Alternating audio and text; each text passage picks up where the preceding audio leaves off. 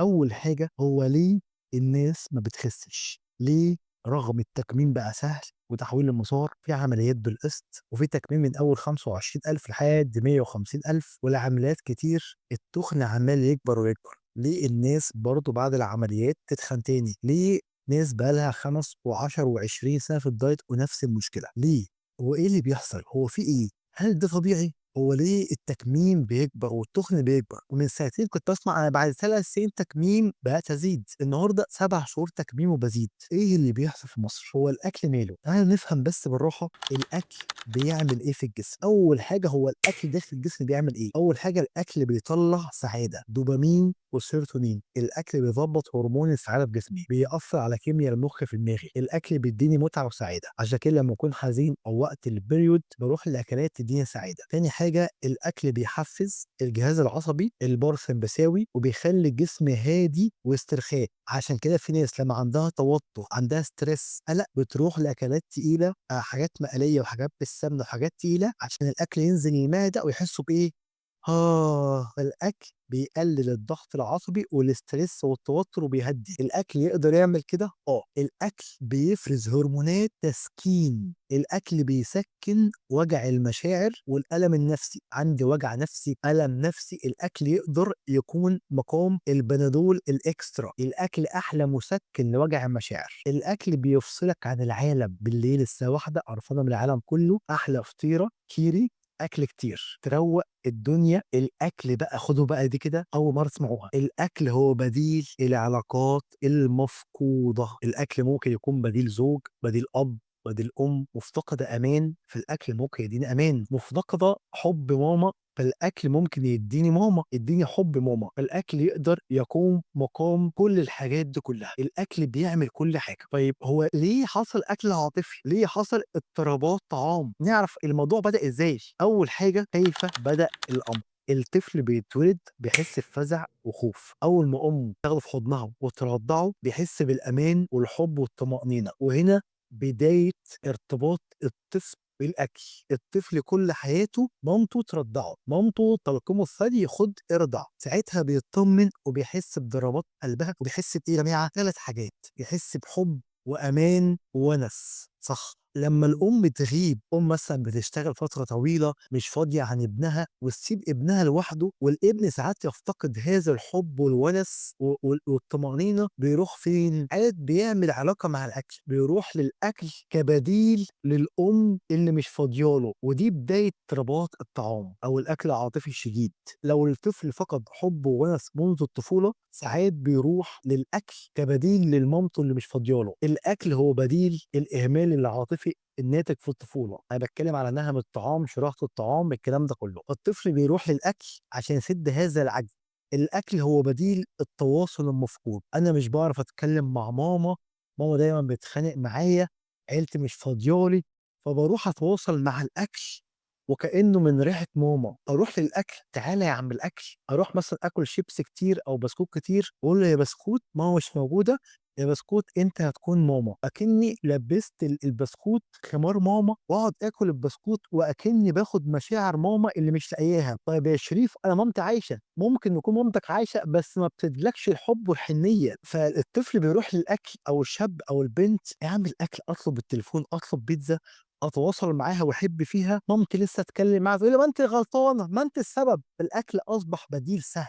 عن الأم الغائبة، ده الأكل بيعمل الكلام ده، أنا باجيب لكم بقى إيه، أنتِ ممكن تكوني يا نُهى أو حد معيّن عمّال يتخن ومش عارف أنا باكل ليه، وعمليات وdiet، ده بقى إحنا بنخش على الإيه، على الجذور، الأعماق من جوّه، ما فيش حد هينزل في وزنه مهما عمل من عمليات غير لمّا يحل جذور هذه المشاكل، وأعرفكم كمان شوية كل مشكلة مين المسؤول عنها؟ الأكل هو أفضل صديق مُقرّب ليك، يعني إيه الكلام ده؟ أنت لو محتاج صاحب، حد تتكلم معاه، حد مش بيتنمر عليك، ممكن الأكل يكون مقام الصديق، أول حاجة ليه صديق؟ أول حاجة مش بيتنمر عليك، بيقبلك ويحبك زي ما أنت، مش بيحكم عليك، الأكل مش غدار، عندك application وقت ما تعوزه تلاقيه، عمره ما باعك ولا عمره خانك، الأكل موجود 24 ساعة، الأكل مش بيقول عليك كلام وِحِش، الأكل مش toxic كصديق، ممكن تخبّيه تلاقيه جنبك بالليل. مثلًا لو أنت عندك مشكلة في الأصدقاء أو التواصل مع حد، ساعات تروح للأكل كأفضل صديق ليك.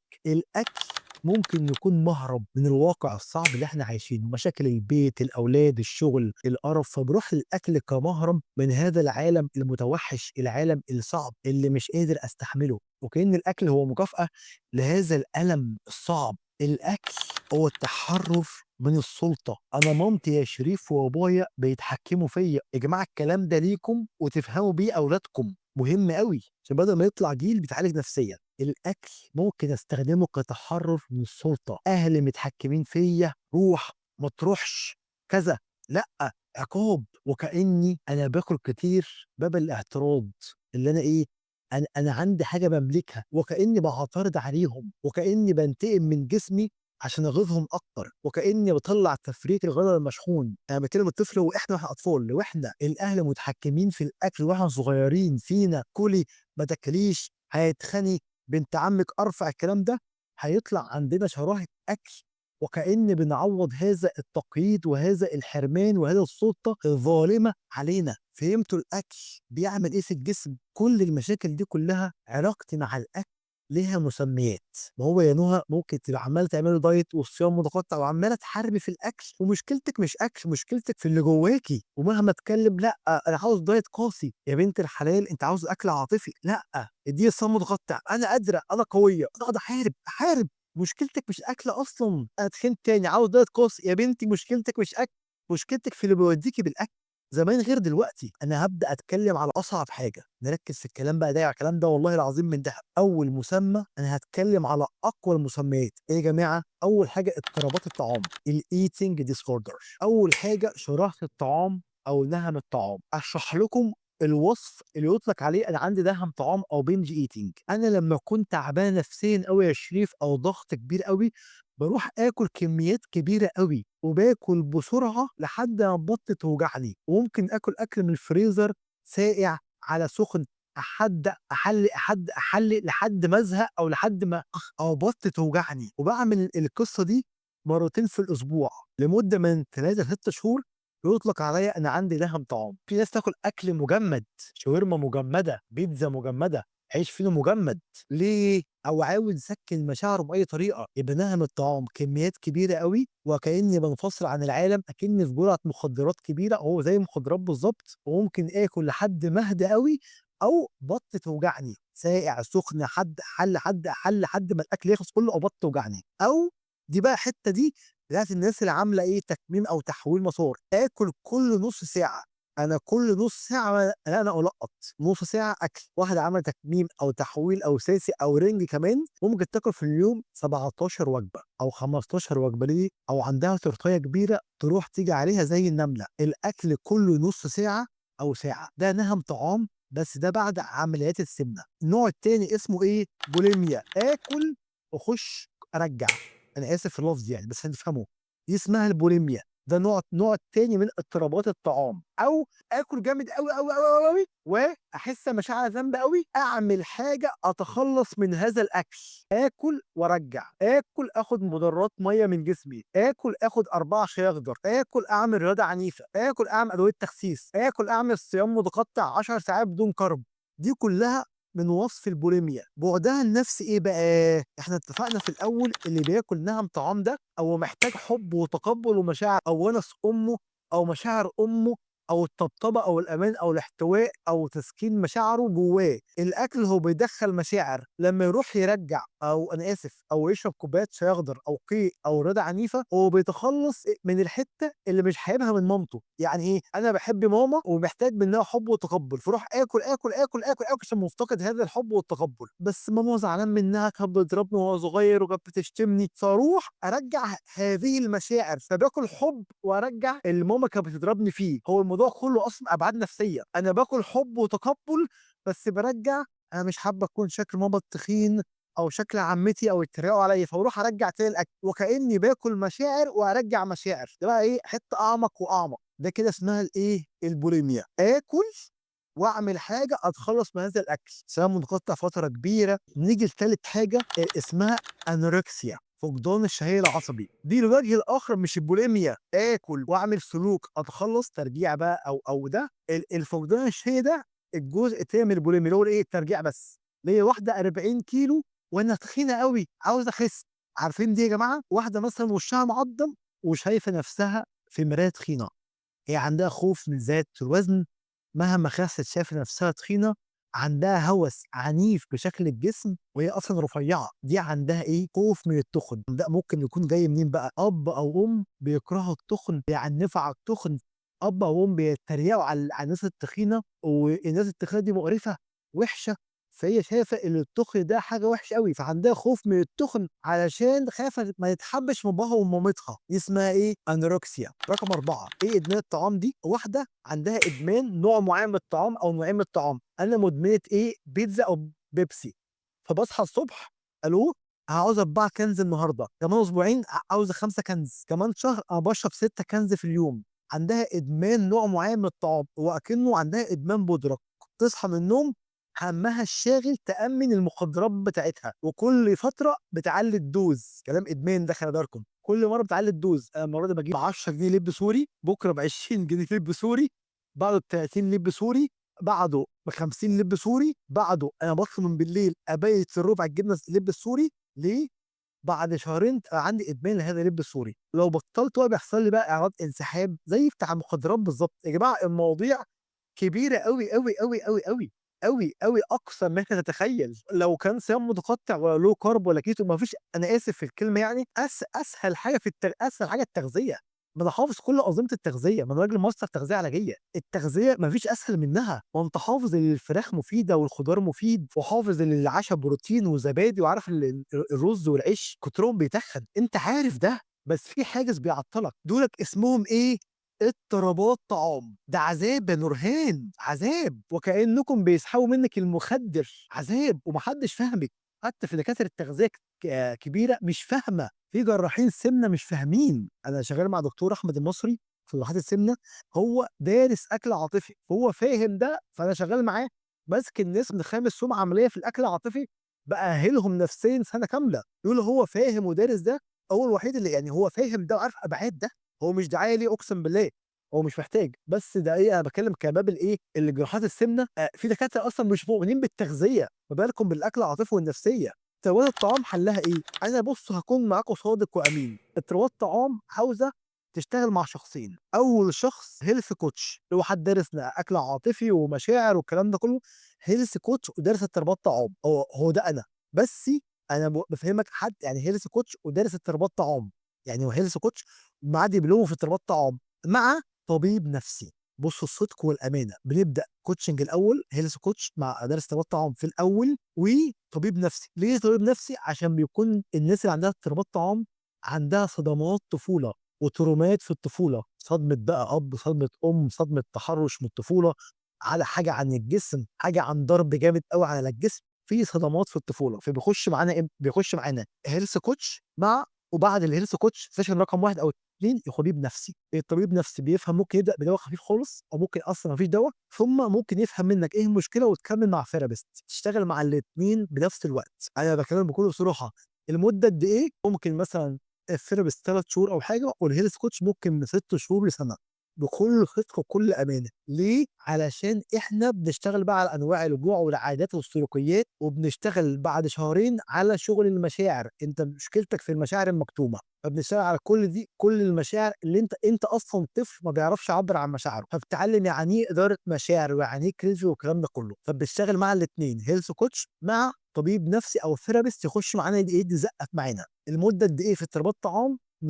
من 6 شهور لسنه كامله. ملهاش حل، ملهاش حل. او ممكن من ناس ربنا ينفخ في صورتها تشوف يحصل تعافي، بس انت ممكن من اسبوعين تخس مع الشغل عادي خالص، وزنك ينزل، وبتشتغل بنظام تغذيه مختلف عن الدايت. الدايت عذاب ليه. ايه هو الاكل العاطفي؟ الاكل عمره ما هيتكره يا امال، عشان خاطر الاكل غريزه البقاء. اضطرابات طعام بقى دي في بعض الصفات اللي عاوز اشرح الاول. طيب ايه هو الاكل العاطفي؟ انا شرحت اصعب حاجه. الاكل العاطفي ده مش محتاج فيه ثيرابيست، هيلث كوتش بس. الاكل العاطفي انا بستخدم الاكل كمسكن للحاله النفسيه. يعني عندي مشاعر مش بعرف اعبر عنها، مش بعرف اديرها، حاسه بمشاعر استياء، غضب، حزن، وحدة، زهق، ملل، فراغ نفسي، قرف، مشاعر ذنب، جلد ذات، مشاعر خزي، وحدة، زهق، تعب، إحساس التعب، إحساس الوحدة، مشاعر إيه تاني، مشاعر حزن، استياء مدفون جوايا. المشاعر دي مش باعرف أعبّر عنها، فباروح للأكل كبنادول ومُسكِّن لهذه المشاعر، أو بافرح لمّا أكون فرحانة باروح للأكل عشان أحتفل وأكافئ نفسي بالأكل، أو ودي حتّة مهمة أوي، عندي احتياجات مش ملبية، محتاجة أتحب، أتقبل، محتاجة أمان، طبطبة، وَنَس، حُضن، احتواء، وأنا مش لاقياه في علاقاتي، فباروح للأكل واقول له: يا أكل أنت بابا ادّيني أمان، يا أكل أنت زوجي ادّيني حُب ووَنَس، يا أكل أنت ستي ادّيني تقبُّل. هو ده الأكل العاطفي. تعالَ نتكلم على شوية أعراض بتيجي بقى. أول حاجة إيه هو الcraving؟ عارفين أنا عاوز آكل حلويات دلوقتي، عاوز آخد حاجة حلوة دلوقتي. الcraving إحساس لحظي قوي بيخلّيك تعمل حاجة غصب عنّك، عاوز أعمل سلوك قهري، عاوز آخد نشويات دلوقتي، حاجة حلوة دلوقتي، لِب دلوقتي، بصمات دلوقتي. الcraving ده بيعمل إيه؟ بينسّيك كل القرف بتاع التُخُر. لمّا ييجي لك الإحساس إن أنا عاوز آكل حلويات دلوقتي، الcraving ده عامل زي الشخص، عامل زي الشيطان يقول لك إيه: خُش روح اطلب بيتزا دلوقتي وهات فطيرة نوتيلا. وإيه يعني يا عم الحاج؟ ونتبسط شوية، ما أنتِ شغالة 10 ساعات في اليوم وصارفة على البيت وأنتِ شايلة المسؤولية كلّها، إيه يعني تدلّعي نَفْسِك؟ بُكرة أبدأ دايت، بُكرة أبدأ صيام متقطع وامنع كارب، وبُكرة بُص، بُكرة أخس لي 2 كيلو في اليوم وأمشي على التحدي وأعمل الصيام وسوايل طول اليوم، ده أنا بُكرة هاخرب الدنيا. ما تدلّع، إيه يعني؟ تسكّن ضمير مشاعر الذنب من أولها، تطلب فطيرة بنوتيلا وتاكل وتشبع، الcraving يصحى. هو أنتِ مش مكسوفة من نَفْسِك؟ ما عندكيش دم؟ بوظتِ العملية أم 50,000 جنيه؟ هتفضلي فاشلة لحد إمتى؟ حِسّي بجلد الذات ومشاعر الذنب، روح آكل تاني فأسكّن مشاعر الذنب، ده الcraving. تاني حاجة أعراض الانسحاب، دي بتحصل في اضطرابات الطعام. أعراض الانسحاب دي عبارة عن إيه؟ الأكل بيدّي لك كمية سعادة مش طبيعية، فلمّا تعمل دايت، ورقة الدايت للناس اللي عندها أكل عاطفي اضطرابات طعام هي عبارة عن الدكتور لمّا يقول لك خُد ورقة الدايت أهي، هو بيشيل منّك المُسكِّن والمخدِّر بتاعك. خُد اعمل صيام متقطّع، هو بيقول لك خُد، أنا هاعذّبك وأشيل منّك كل المخدِّر والمُسكِّن. عشان كده الناس لمّا بتاخد ورق دايت بيحسّوا بياكلوا أكتر وstress أكتر. أعراض الانسحاب ده بيحصل اكتئاب أول فترة في الدايت. الناس اللي عاملة عمليات سمنة، تكميم أو تحويل مسار بييجي لهم نوعين اكتئاب. إيه النوعين دول؟ أول شهرين اكتئاب، اللي أنا شِلت الأكل الممتع السعيد اللي في حياتك وشِلت منّك الأكل اللي بيسكّن ومخدِّر. أنت كده يا مولانا كما خلقتني، ولا مشاعرك تتسكّن ولا منّك فرحان، بييجي لك نوعين اكتئاب. عشان كده الصح والعلم يحصل لك تأهيل نفسي 3 شهور قبل العملية، ده الصح وده المفروض. بس أول شهرين في العملية تخس، تجيب لبس، يبدأ سعادة الجسم الجميل والفرحة تنسيك الأكل. فقدان السيطرة. ينفع حد مدمن حشيش ويشوف حشيش قدامه على السفرة أو مخدرات ويقول لك أنا قوي، أنا شجاع، وما يشربش؟ هيستحمل ساعتين 3 ويخش يشرب جامد أوي. يعني إيه فقدان السيطرة؟ الناس عندها اضطرابات طعام ما بتعرفش تسيطر على حياتها، حياتها up down، علاقات up down، الحياة بايظة خالص، ما بيعرفش يكمّل على دايت ولا يدير حياته. ممكن يعمل كام قسم والله العظيم أنا مش هاعمل، أنا هاعمل دايت واطلّع كفارات وأعمل، وغصب عنّه يُقع. هو غصب عنّه، هو عنده إدمان مش عارف يوقّف. أول ما يدوق حتّة من الأكل اللي هو بيدّي له سعادة ما بيعرفش يوقّف، بيفتح على السابع، ما بيعرفش يوقّفها. على رأي رامي كشوع، عنده فقدان سيطرة أمام هذه الأكل. الناس اللي عندها اضطرابات طعام أو أكل عاطفي شديد عندها هوس بشكل الجسم. أنا خسيت، أنا رفعت، الميزان، الجسمي، المراية، الطقم ده بيخسسني، أنا هاجيب body ضيّق عشان يلم جسمي. هوس بشكل الجسم، عندها هوس بالميزان. يا لهوي! أنا في واحدة أقسم بالله منيّمة الميزان على السرير مكان جوزها، والله. أنا والله client معايا والله منيّمة الميزان أردنية أو لبنانية مكان جوزها على السرير، والله بجد. هوس بالميزان. ليه؟ خايفة تفقد السيطرة على جسمها والتخن والخسان، عاوزة تتحكم، والعكس الميزان بيزوّد المصيبة. الميزان بيدّي لك مشاعر، عندها هوس بالميزان. أكتر ناس حافظين الدايت والسعرات الناس اللي عندها بوليميا ونهم طعام، دكاترة الدايت. أقل حد فيكم يكتب أحلى نظام دايت، صح والّا إيه؟ أقل حد فيكم هنا يكتب أحلى نظام دايت وسعرات حرارية والكارب ويمنع وإيه، يعمل أحلى نظام وكله بينه وبين نفسه بيقع، ما هو إنسان. حافظين دايت اللهم بارك إيه، وبيكتبوا دايت والسعرات إيه أهو، والسعرات إيه، لا امنعي كارب، لا اعملي صيام. ليه؟ هو غصب عنهم. أقول لكم ليه بقى، أقول لكم الموضوع جاي منين؟ الموضوع جاي من فقدان الأمان في الطفولة. فاللي عنده فقدان أمان بيحاول يتحكم في المستقبل، خايف من الغدر، خايف من بكره، فبيحاول يتحكم في الايه، في الحاضر، سعرات، ميزان، يذاكر. انا معايا واحده راحت تعمل دبلوم التغذيه عشان تتحكم اكتر. والمشكله في حاجه، اللي انا عامل في جروب اكل عاطفي شغال اللي هو زوم ميتنج ده، في 20 فيهم 3 دكاتره تغذيه عندهم اكل عاطفي. والله العظيم الموضوع ملوش علاقه بالعلم، الموضوع اصلا جاي من الطفوله. مهما درستي التطبيق هو اللي بيحل يا نورهان، مش الدراسة. كتر العلم يا نورهان بيعمل مشاكل نفسية أكتر، بيعمل جلد ذات أكتر. التطبيق، الناس دي يا جماعة عندها حساسية نفسية اتجاه الإيه؟ اتجاه الطعام. طيب الناس دي شغلها عامل ازاي؟ اكل عاطفي. الناس دي علشان بس تكون فاهمين، والله العظيم اقسم بالله الله يفضل وجه الله، علشان تفهم، علشان ما تجيش تاخد لي حقن منظره ب 20,000 جنيه او عمليه ب 100,000 جنيه ومن غير ما تشتغل على الكلام ده كله. ومش بقول لك اشتغل معايا، اقسم بالله ده مش الهدف. ماشي انا ده تخصصي، بس انا عاوز افهمك.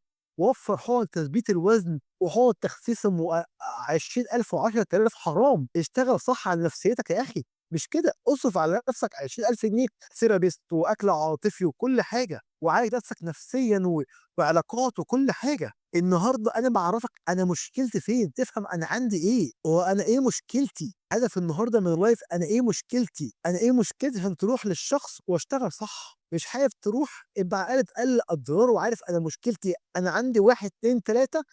انا محتاج الشخص ده يعالجني، كمان سنه هروح، يبقى انا على الاقل عارف مشكلتي. طيب هو علاج الاكل، انا اقول لكم العلاج عامل ازاي كمسميات. في بقى مشاكل في الطفوله عملت الكلام ده كله، زي ايه؟ انا مامتي دايما يا شريف بتتريق على جسمي، بابايا يقعد يقول لي خسي، مامتي بتلف عليا على دكاتره الدايت. ده الكلام ده كأمهات برضه ليكم. مامتي بتقول لي ما عندكيش لبس مقاسك، انت جسمك بقى كبير، انت جسمك عاوز مقاسات حوامل. حاسه ان انا مش محبوبه ولا مقبوله زي ما انا. لو الطفل او احنا حاسين بده، فنروح نعمل ايه؟ انا اروح بنتقم من جسمي اللي تخن، وكاني عندي انفصام في الشخصيه اللي هي عقلي اللي حافظ السعرات والدايت وحافظ الاوامر، وجسمي الغلبان اللي عمال يتخن. ده جسمي انت خليت ماما ما تحبنيش، يا جسمي انت خليت بابا ما يتقبلنيش، يا جسمي انت خليت خطيبي يسيبني، فاروح اعاقب جسمي اتخنه اكتر. فاحنا كلنا محتاجين حب وتقبل. الناس اللي عندها لو سيلف ستيم، حاسه ان قيمتها قليله، بتاخد قيمتها من الناس، ده بيعمل غضب مش طبيعي، برضه ساعات بيروح الاكل. الناس اللي عندها مثاليه، ما دي الاوجاع دي يا نورهان تطلع على الساحه وتتحل. الاوجاع دي تتحط على الترابيزه ونمسك وجع وجع نشتغل عليه، هو ده الشغل اللي بجد. غير كده بلاش تنكر اوجاعنا. انا عندي الاوجاعه دي بس مش قادر اواجه المشكله، ده مهم. ما انكرش المشكله، انا عندي الاوجاع دي بس مش قادر احل المشكله، ده كده حاجه حلوه. قادر احل المشكله، يلا. المثاليه، الناس اللي اتربت اللي على المفروض كل حاجه تعملها بيرفكت، المهندسين، الدكاتره، الناس اللي بيطلعوا الاوائل، الناس المتربين اللي قيمتك في انجازاتك، اللي كل حاجه المفروض تعملها بيرفكت. الناس دي لما كبرت اتربوا على ايه؟ المفروض اوصل للمثالي، المفروض اكون 65 كيلو، المفروض اكون ايه؟ بيرفكت. فلما يعملوا دايت ويلخبطوا في وجبه يحسوا بمشاعر ذنب جامده قوي وجد ذات جامده قوي، ويحسوا بالفشل فيتخانقوا اكتر. البرفكشنزم مرض محتاج يتعالج، ممكن هو اللي يكون متخني. لا، وهي دي الناس اللي بتبدا من يوم ايه؟ بتبدا من يوم ايه يا جماعه؟ نبدا دايت من يوم السبت. شفت عشان هم بيحبوا يبداوا صح. لا اعمل الدايت صح، لا اما ما اعملوش. لا اعمل دايت كما قال الكتاب، لا اما ما اعرفوش. لا اما اصلي 20 ركعه قيام ليل، لا اما اشرب مخدرات. البرفكشنزم في النجاح وفشل، لا اما اذاكر 8 ساعات يوميا، لا اما ما افتحش كتاب. البرفكشنزم ده محتاج، ده محتاج شغل اتعالج نفسي، ده محتاج شغل نفسي وكوتشنج وكلام، محتاج شغل عليه. ده كده كل الابعاد النفسيه اللي بيدخلك في الاكل. خوف بقى من زياده الوزن، خايف اتخن، الكلام ده كله، ده اصلا الشغل عليه عامل ازاي؟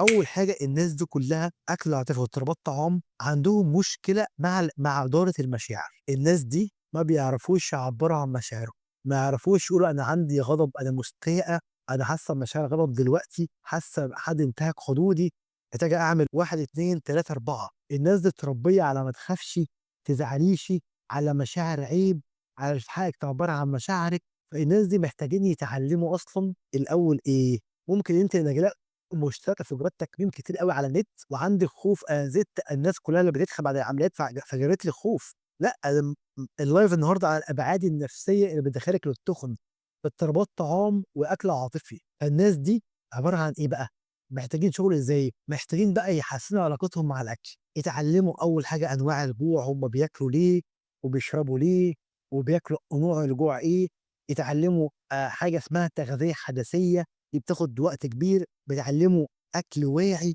بيتعلّموا يتعاملوا إزاي مع مشاعر الذنب، إزاي أحب نَفْسي، أحب جسمي، أتقبّل ذاتي، اللي قيمتي جوّايا، يبقى عندي ثقة بنَفْسي، أتعلّم إزاي أتعلّم إدارة مشاعر وأعبّر عن مشاعري وأقعد وأتعامل إزاي مع المَلْ والزهق وأتعامل إزاي مع الاستياء والحزن والغضب. هو طفل لم يكتمل نموّه في المشاعر، أتعامل إزاي مع الstress، إزاي ألبّي احتياجاتي، إزاي أحس بالحُب، أمان، طبطبة، وَنَس، أتشاف، أتعامل إزاي مع علاقتي مع الطعام، أتعامل إزاي مع الأمان المادي، العاطفي، الاجتماعي، الأمان على جسمي، إزاي أعبّر عن احتياجاتي، إزاي أعمل حدود، إزاي أعبّر عن مشاعري، إزاي أعبّر عن مشاعري القديمة، عن صدماتي، إزاي أفضفض، أتكلّم مع حد ثقة وأمان.